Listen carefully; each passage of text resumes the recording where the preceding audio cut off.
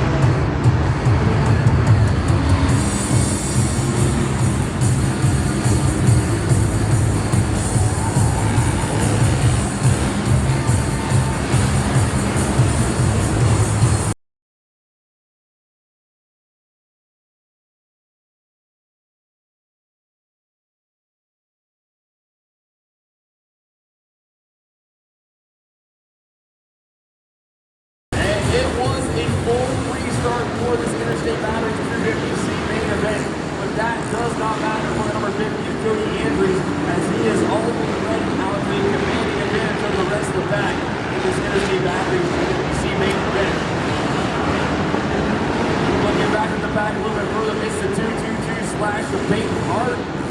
Well, he was running the number 2 spot, but he has since been overtaken by the 619 Yamaha of Dalton Coles, working his way up into the number 2 spot on the track. Here comes the number 8 of Cody Gould, riding 4 wheels, having some fun on 2 wheels, running inside the top 5 in the 250C main event. Looks like we may have the number 44 Chris Markham currently running out to the top 5 on that number 44 KTM. He's out there battling the number 62 of Isaiah Stein on the Yamaha. But the white flag flies this time by the Interstate Batteries 250C main event.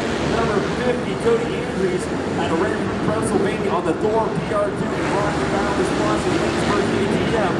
He is out to a commanding advantage over the rest of the pack. This still is number 619, Dalton Coles, going through the woods section.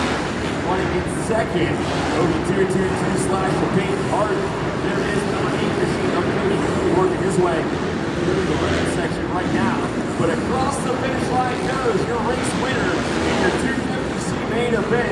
The Interstate Batteries 250C class, number 50 Cody Andrews takes the main event win over the 619 of Dalton Coles. Peyton Hart on the number 222 slash KTM hangs on for a podium finish over the number 8 machine of Cody Gould and the number 44 of Cody Andrews. The number 44 of Chris Markham, able to round out your top 5. Cody Andrews taking the main event win. The 44 Chris Markham rounds out your top 5 in that Interstate Batteries 250C main event. Down here on the line, this is the Great Outdoors Marine Plus 30 main event, and we've got 6